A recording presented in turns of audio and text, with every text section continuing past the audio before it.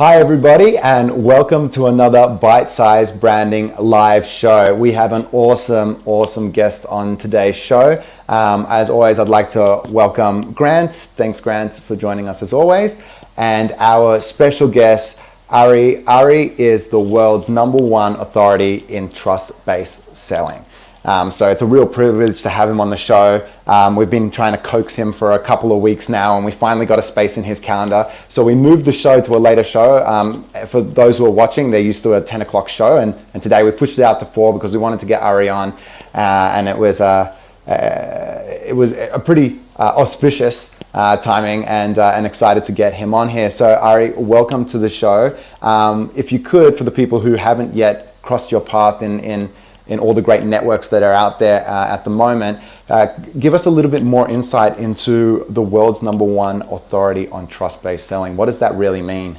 Sure. Well, you probably caught the accent. I'm from California originally. I've been here 20 years now. Married an Aussie. I met her online 20 years ago, pre-swiping. And next thing I know, I'm in Sydney, so I've been here for 20 years.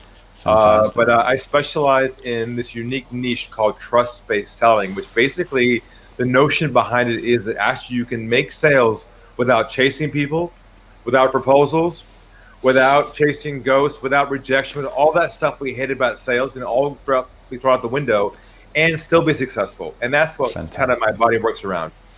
I love it. That already gets like a billion questions going on in my mind that I want to ask you, but I'm going to throw it to Grant now. Grant, tell everyone that's listening right now the format of the show and how this is all going to go. Before we crack into the first question. Fantastic, Bernard and Ari, fantastic to have you on the show. Thank you very much, ladies and gentlemen. My name is Grant Tom, and I'm known as the head fire starter in the marketing and advertising industry within the world. Basically, I help businesses to get their ideas started and ignited, and with the view to grow and naturally profitability. The format of the show is quite easy. We invite a guest, and we normally talk a subject between 5 minutes and less, where we've got to unbundle and get 2 or 3 professionals to unbundle and get the answers. We all get different answers, of course. There's no such thing as a wrong answer. But when we have a guest, we give them 2 extra minutes onto the show just to make it a little bit more exciting. So let's get started with the first subject. Over to you, Bernard. Awesome. Look, Ari, there was one great thing that you said there, which was a little bit surprising, and I think it would surprise a lot of people. No proposals, no marketing collateral, no. How does this, and I think this leads to the first question, which I've kind of written as the theme of the show, how does branding impact the sale process? And if you start to remove those branded elements, how do you maintain the brand within the sales process? Well, I believe... Hold up a second. We've got to start the clock, man. I know. He's more energetic than any guest we've had before. Let's go. Yeah, go for it, Ari. Well, I mean, I believe that positioning actually is stronger than just having a brand in itself. If you have both together, it's even better. But if you can position your company or yourself or your brand as elevated above anyone else in your category, then you automatically have a credibility from the marketplace as they enter into your sales process. And that's the beauty of what I've helped architect with people, is building out what I call a moat around their business, where essentially people cross that moat, they automatically get this feeling that they're with a company or someone who can basically solve their problem without having to shop around. So that's the reputation, right? That's about building a reputation about the value, the quality, and the consistency that you bring to market, correct? Yeah, well, look, here's the interesting thing about this, is sometimes clients themselves can't discern who's different and who's the same. They're on the outside looking in. We know we're different, but they can't tell. So what I realized was that you have to build trust with people first in the process for them to even distinguish you as unique and different. Otherwise, we just create more noise in the market. They can't distinguish you as being different. And that's a big challenge. What's very important is that you must bring out consistency and repetition of a message rather than have diversity of message, and therefore not really concentrate on key factors. You got to stay in your lane. You have to know who your ideal client is. You got to make sure you're very clear about that match right away. Otherwise, if you go too sideways, all of a sudden the person says, well, let me think about it. Yeah. It starts to create a little fracture in that trust. They start saying, I'm not really sure if that's, and it's hard because using that language like quality or professional, or those are all terminology that people use. What does that really mean? Can you drill into that a little bit more? You talked about it's all about the perception. how do you form that perception through the brand or in spite of the brand? I think is probably the question I really want to understand. Is that, okay, you've created this logo, this style, etc., and now we've taken that out of the sales process. How do you create that or maintain that perception through the sales process? Well, you have to live your brand, right? You build a brand. It's who you are. It's your vision. It's your personality. It's your message. And you got to stay on brand and be consistent, but also you got to think about also the psychology of your customer, because they care less about your business solution and more about whether they trust you or not. The whole time they're asking themselves, do I trust the brand? Do I trust him? Do I trust the brand? They're not asking themselves, discerning between the details of your solution and features and benefits. All they care about is, are you the company that I should work with? And isn't that a fine opportunity to create engagement? So therefore, there's a rapport, there is conversation, there is threads and trends that can be created with the view to enhance stories. There's a deep connection that customers should feel from your brand, or what I call resonance, an emotional connection that sparks where they go, you know what? I just feel comfortable here. They don't know why, but you envelope that sort of sales cycle and process in a way where they feel like they're home. Oh man, I feel like I just want to dive even deeper into that. Like, I just want to ask how. Like, I don't even know if you can explain it or distill it in a way, but like, how? You're saying, okay, you got to take it, you got to envelope it, you got to deliver it in a way. How does that look? Do you have an example that makes it a little bit more tangible? Yeah. So the way I metaphor this in a framework, so people understand this, it's kind of like a doctor-patient relationship. Okay, so they've got a problem. The doctor diagnoses the problem and then recommends a solution. Yeah. Well, we know we just put noise out there. We try and sell. We push what we do, and then people aren't listening.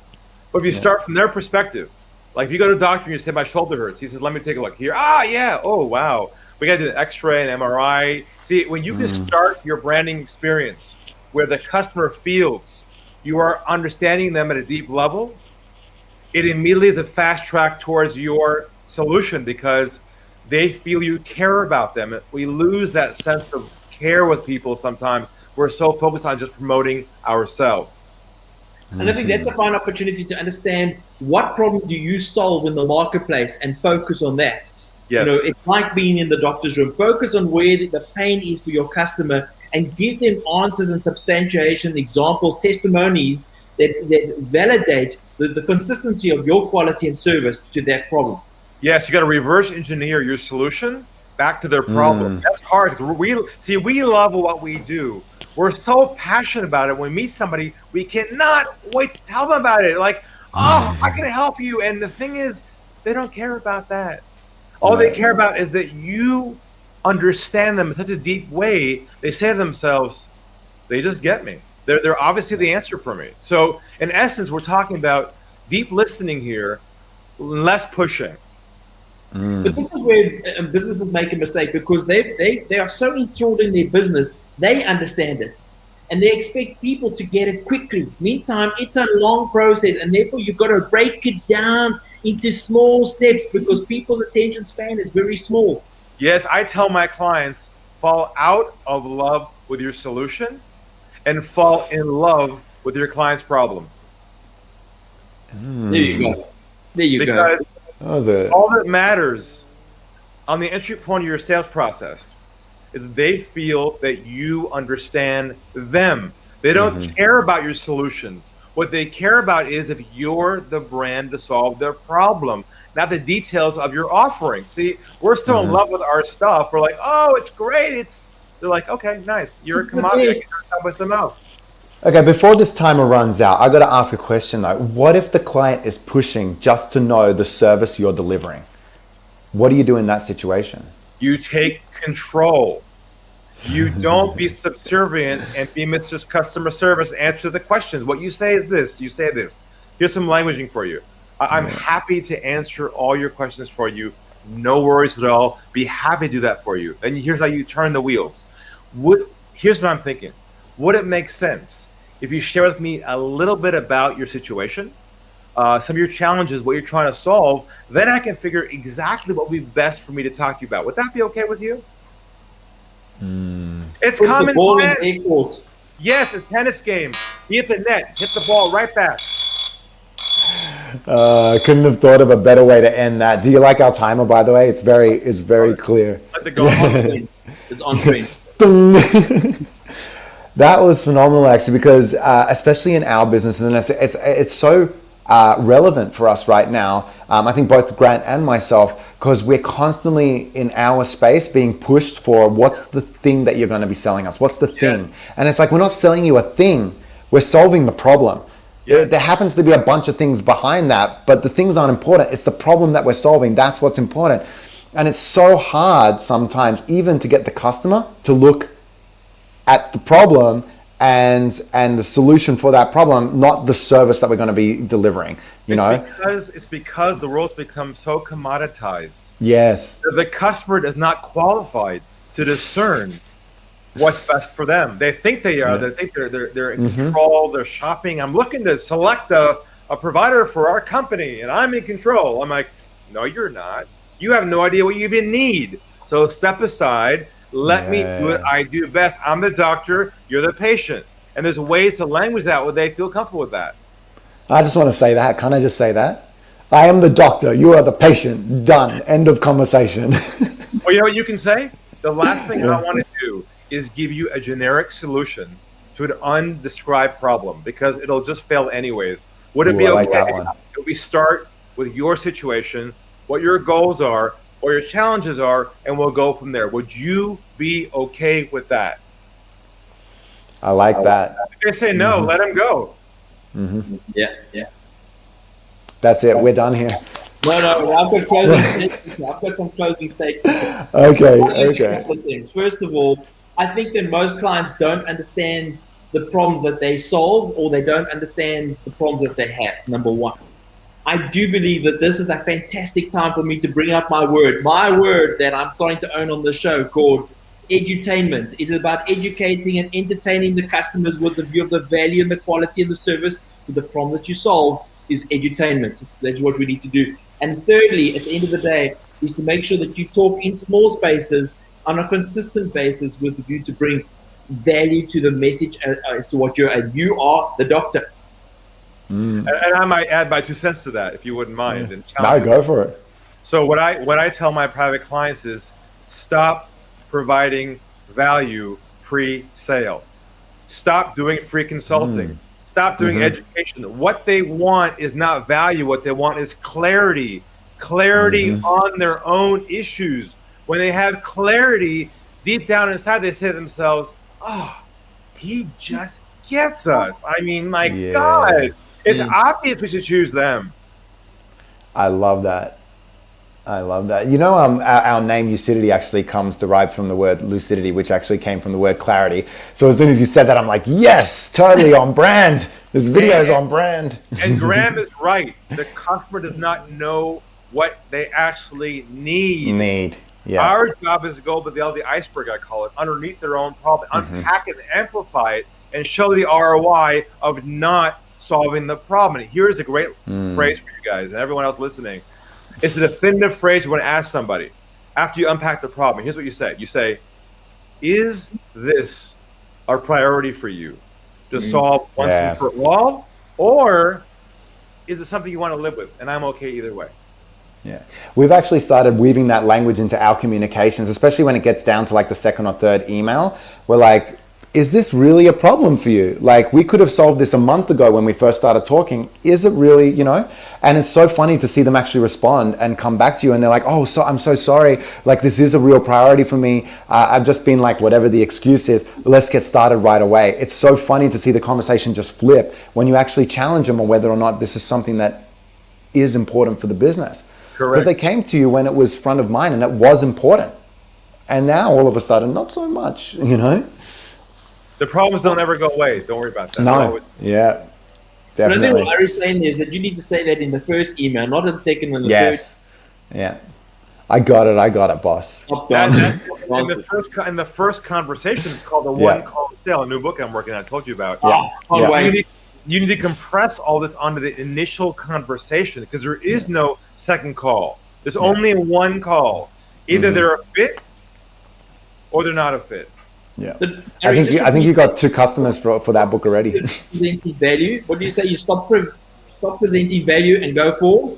Provide clarity instead, clarity on their own problems. See, when you understand them more than they understand themselves, that's where they get lucidity, when they get clarity, they get this, Clarity. and it's that emotional trigger that goes, Yeah. he's just different. They just get me. I got to go with them, no matter how much It's a level of relief, actually. It's like a pressure was lifted. Like, oh, thank God, I don't have to explain this ever again. They get it. I'm out. You know. You know what? You know what's so funny about this? The customer has a problem. All they want is a solve. You know what we do as marketers? We put all these gates and hoops in between that. Emails, calls, opt-ins. Like, all they want is to solve their problem. All they want is something they can trust. And here we are, like, we messed it up. Yeah, freebies, reports, downloads, assessments. I'm like, Jesus, solve my problem. Yeah, you're right. You're right. Awesome. So this takes me to the next subject, one that Grant brought to the table. What is trending in sales at the moment? What are the philosophies, the mantras, the ideas that are trending? I'm going to hit the clock and let's jump straight into it. Well, what I'm seeing out there, I've been doing this for 20 years, is a trend that started 20 years ago and it still keeps growing. You know what trend that is? That trend is chasing prospects, chasing them until they die, like not giving up. It's sort of this numbers game concept where the more contacts you make, the more sales you're supposed to make. You know what we discovered? It's not about how many contacts you make anymore. It's about how deep you go on each conversation. So the idea of chasing people as a norm is just still growing. It's the old school brainwashing we still have about the game of sales is about the chase, and it's not. It's about the fit. I like that. And yeah, we experience that all the time. Constant calls, constant chasing, constant, and you're just like, mate, I said, no, I'm not interested, just stop hassling me. And it just keeps coming and it keeps coming and it keeps coming. Yeah. See the problem with chasing is it deep positions you. Your brand goes down elevation. If you're seen as pursuing somebody, you're now below the customer. Yeah. It's like chasing this week when I met Ari earlier this week, it's the fact that he made us all swear on oath, and I think we should do it again now, is that when you put your hand up, you must swear that you will never, ever use the word, I'm just following up. Am I right, Ari? Yes, I made the whole audience promise me to never again use the word follow-up ever again. Why? Or checking in. No checking in. Word.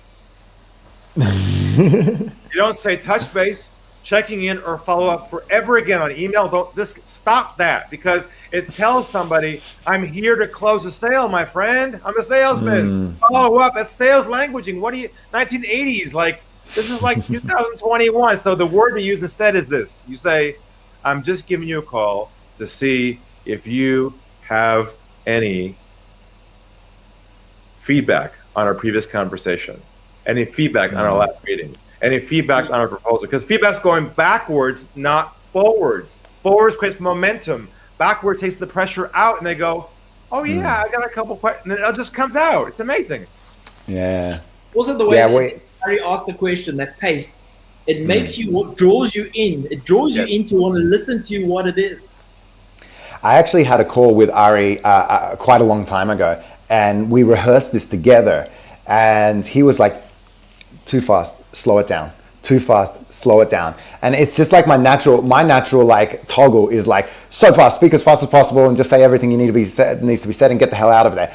That's just my natural pace. And I'm cool when people do it to me, but I didn't realize how it comes off to everyone else. Like, why is this guy like so intense? The more momentum you create, the more pressure you create, the wall goes up, and now you're hitting resistance. Yeah. So you got to slow it down. But you've seen that advert where if you want to tell someone a secret, just whisper. And when you're whispering, everyone just gets a little bit closer and just wants to know what the secret is. So slow down. Yeah. So another lesson that you mentioned the other day that I think is trending and is valuable is that people lose the deal at the hello. They don't get the deal at the end. They will do all that work. They lose it at hello. I think trending is get the deal in the beginning, not at the end. Yes. What I was telling everybody is the sale is not lost anymore at the end of the process. It's lost at hello at the beginning. And I proved it by saying for fun, I said, if someone called you tomorrow morning on your phone and you heard, hi, my name is, I'm with, we are a, what goes through your mind in about 3 seconds? I'm out of here. It's over at hello, isn't it? Yeah. Yeah. And you'd be surprised how we're like that with people in the beginning. We're like, hey, how's it going? Nice to meet you. So anyways, I'm like, what's this fake relationship building for? It's like, it's all fake rapport. Like I tell people, stop building relationships. Instead, only work on trust. They're mutually exclusive. You build a relationship after the sale, not before the sale, dummies. Stop playing fake rapport. It's like they know it's not real anyways. They don't want to become your friend. They want to solve their problem. Doctors don't do coffee. Like doctors don't go to networking meetings. They don't go to LinkedIn. They don't hang out. Like they're there to solve a freaking problem. They get paid a lot of money. So start making money doing the right thing. We'll change the name of the show to Doctors of Branding. I'm in. The Doctors of Branding for sure. I made a bumper sticker next year called "Doctors Don't Do Coffee" for my car. That's a good. Correct. I don't know if there's any copyright issues with Seinfeld there, but I say go for it. I go for it. Apologize later.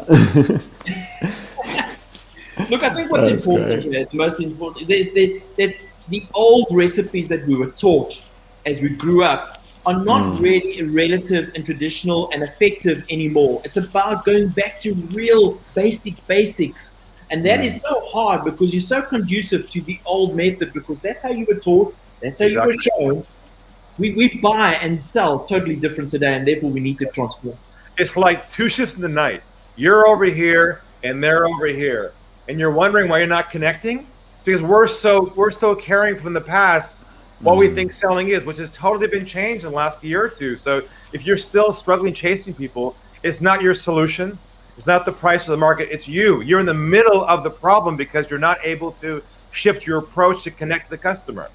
So that myth about, it's all in the numbers or selling is a numbers game. You throwing that out the window right now and saying, you know what, it's about getting the deal at hello.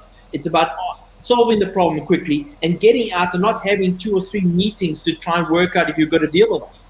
No, what I figured out is that if they're qualified, you should be having 100% conversion rate. Yeah.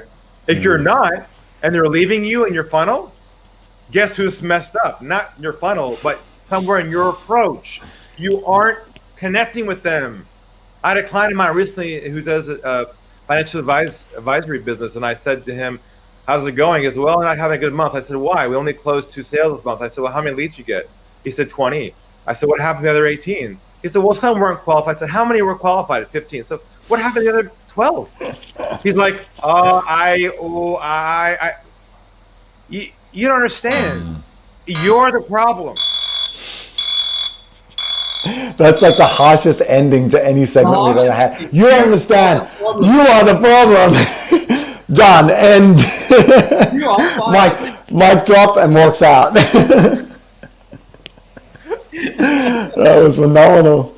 Oh man. I mean, I think you bring a lot of sense to the table. Selling is the most important category in any business because we're not creating sales, we don't have business. End of story. Look, what has happened is this has become a dysfunctional relationship. Like, bad relationships, like old girlfriends and whatever, how that's what this is like, because we're still living in a nightmare of being burned by some relationship. Now, here we are like, like we're not being authentic anymore. It's like, it's really a sick situation. So my mission is to basically untangle all of this and help people connect in an authentic way and stop playing the games, So I've got a quick question. I know the time's out. But this guy. Look, you got to roll with the punches here. How do you get good prospects? How do you, because your prospects are crap, well then your selling is superfluous. Absolutely right. If they're not qualified, then your marketing's broken, not your selling. So there's lead generation, traffic generation, and conversion. Only 2 things you have to know in your marketing process: lead generation and conversion. If the quality coming in is poor, they're just not the right fit, marketing's broken. If they're qualified and you're not converting, you're chasing them, your conversion's broken. Very simple. So ask yourself the question: is it the quality, or is it you're not converting what you already have that is good? If they're not converting, it's a sales problem. Well, if your marketing's broken, you call us. Exactly. There's my sales guy. Straight in for the kill. Your sales is broken, you call me. And go, Ari, that's it. That's it. I got both the guys here. I'm just here to do the timer. That's my job. Yeah. Somebody needs to run the timer. Guys, this has been incredible so far. The last subject I wanted to bring up, and it's an interesting question that comes up a lot, and I think it's very much on the thoughts of a lot of people right now, especially business owners, and books in business, and whether books still have the same credibility and authority that they created for a brand. I know with you, Ari, you've created quite a few books, and you just mentioned you're creating another book. In this as well, I think it'll be great to talk about digital versus printed. Is there a benefit or a downside to doing either one of the two? You guys ready to talk about books? Bring it on, baby. Awesome. I would suggest, and again, I'll warn you in advance, a lot of my ideas are very contrarian, okay? So brace yourself for what I'm about to tell you. So I tell all my clients, do not do digital downloads at all. You want to fight the battle in an inbox? Are you crazy? On a PDF document that has just text and a white background? That's where you want to build credibility? No way. You want to physically put it in the mailbox where nothing's in that mailbox except for Domino's and the cleaners, and you arrive as a category of one. They hold it in their hand. They go, this is real. It's empty. No one. Everyone's online. Offline's empty. Go where no one is. Do you know what's amazing about that, Ari? The number of times we've approached customers with a lumpy mail campaign, and they've kind of gone, no, I don't think it's for me. I'm like, are you crazy? There is nothing in that mailbox except for bills, and exactly what you said. You described my mailbox on almost a daily basis in 2 words. It's like cleaning, Domino's. That is my mailbox. I'm like, man, there is so much room in there for something of value. But people are so adverse to doing a mail out. And it doesn't necessarily have to be a book, what we call lumpy mail. I don't know if you've heard the term lumpy mail, but something that's tangible that you send that's relevant to them, that sparks a thought. I remember a branding company, like a merch company, they would send you one sock with the branding on it, and they said, hey, I would like to meet up so I could give you the other sock. And they were cool, like funky socks. And I'm just like, that's a pretty cool little campaign, you know? Why are people so adverse to the mail out? Because there's something. You know, there's 2 things in life that I can give you a guarantee. One is you're going to die. The other is if I give you a box, you're going to open it. Yeah.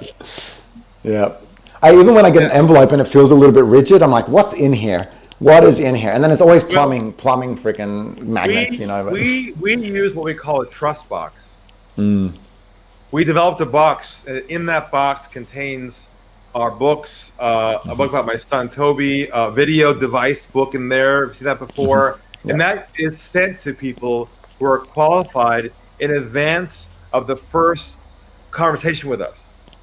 We never talk to anybody, no matter how hot the lead is, until the box is in their hands. Because if it's not in their hands, the ball goes in our court, and they said to us, what can you do for us? I'm like, no way am I going to sell myself. You have to come to me already pre-sold before I talk to you. It's an interesting way of looking at it. The subject of lumpy mail or direct mail, you know, I was taught by David Ogilvy, the person himself.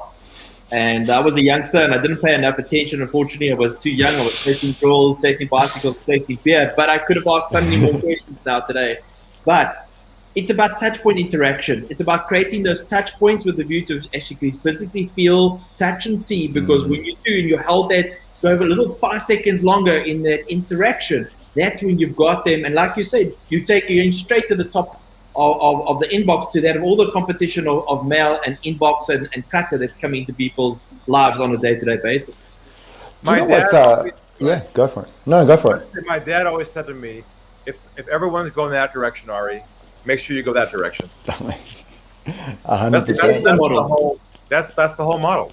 Yeah. It's a Tesla model. Everyone went this way. Tesla went this way. Everyone's now saying, oh, we should have gone this way. Yeah. You know what's it actually quite rings quite true, because I did get one of those trust packs, which has always kept you front of mind. So like even coming to do this, I was like, oh Ari, you know what, you should jump on one of our videos. I was like, I'll definitely want you there.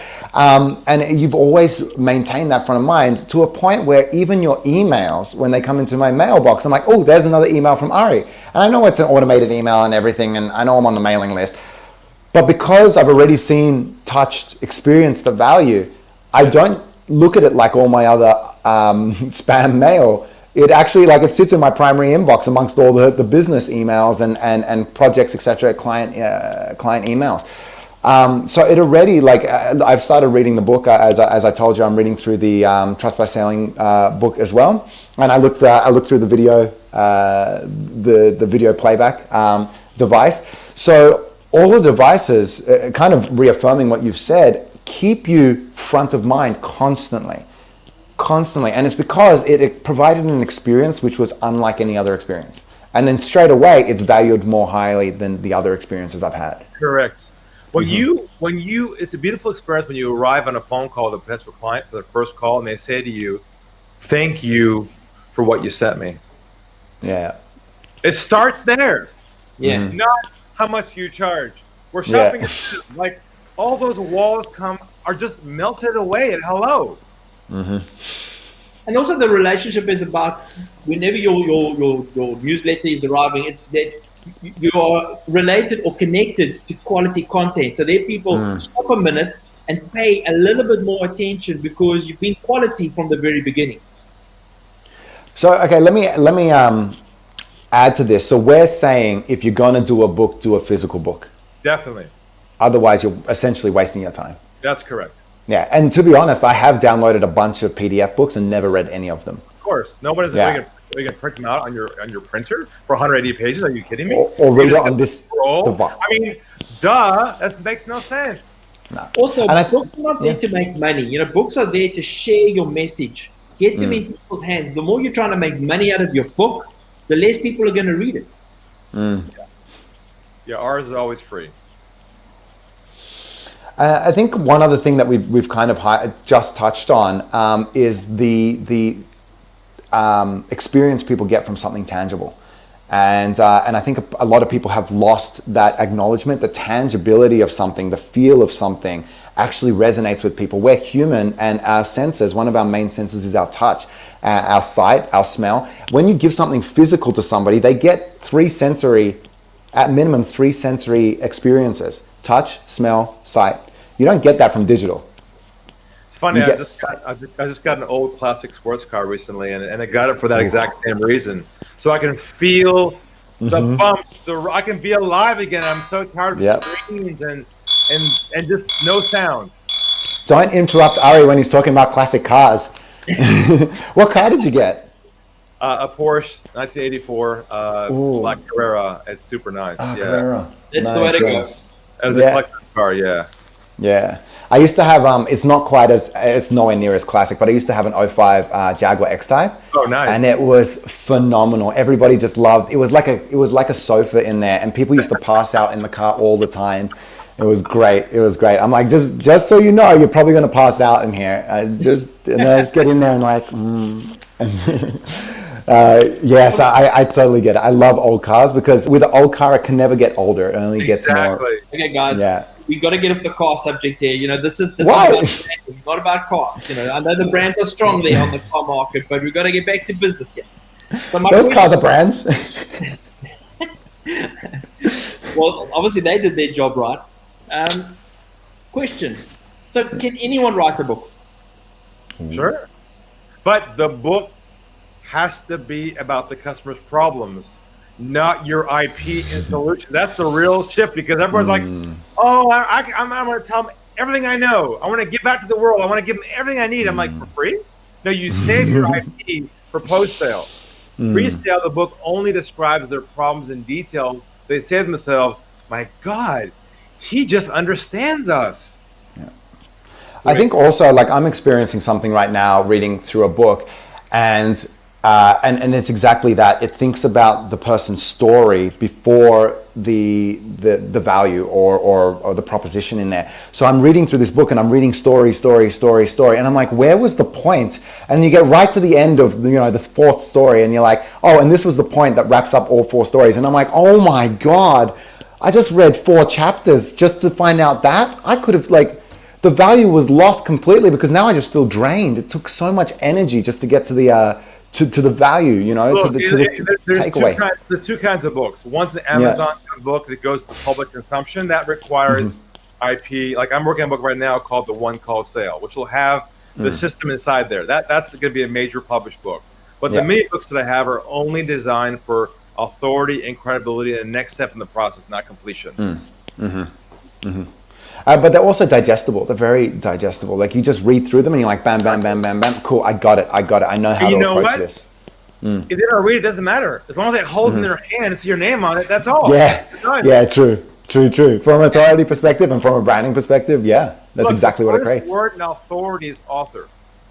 I feel like that was a setup. Did anyone that was not planned. That's not why we brought up the books, okay? What a setup. I think you're going to steal that one.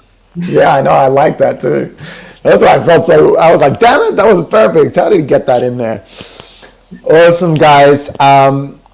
Look, that was a phenomenal show. High energy, fast paced, which is how we love it. Grant, how did you feel about that show? Look, Ari, I think that you rock the world of sales. I think at the end of the day, the whole world needs to listen to you because at the end of the day, it's not about how we used to do it. It's how we need to do it today. And it's not that hard. It's about basics. We just have to unwind the clock, that's all. Yeah, I love that phrase as well because it always gets me thinking about like traditional ways of marketing a brand. And traditionally in a town, you would have your one baker or maybe 2 bakers. And the way that the baker would win would be providing a phenomenal product that people wanted to talk about with other people. Right. And then that was just sales mechanism. There was no email or mail out or deliver. You know what it was? It was a great value proposition that was consistent throughout the brand. The experience was consistent. People knew they came there, they would feel hospitable, it would feel inviting, and they would receive a quality product. And they walked away knowing that. If you didn't, back then, there wasn't enough space to be an average dealer or average distributor. You actually had to be great or nothing. It's true. And I think that's what we lost now. But we kind of just with speed rather than quality. How fast can I get this done? Who's going to do it for me affordably? I just need to get the boxes ticked. Does this tick all the boxes? Okay, next. We have to slow things down to differentiate. Yeah. So hard. Yeah, very hard. It's like everyone's pushing you all the time. Just hurry.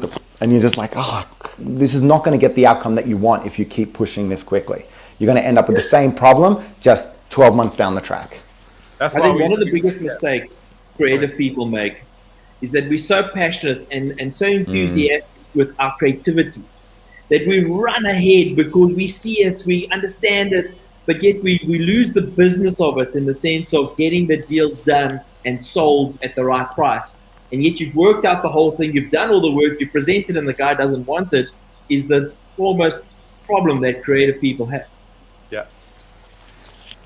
Ari, let's to wrap up the show, because I feel like we could go on forever, which is definitely not a problem because I'm loving this show.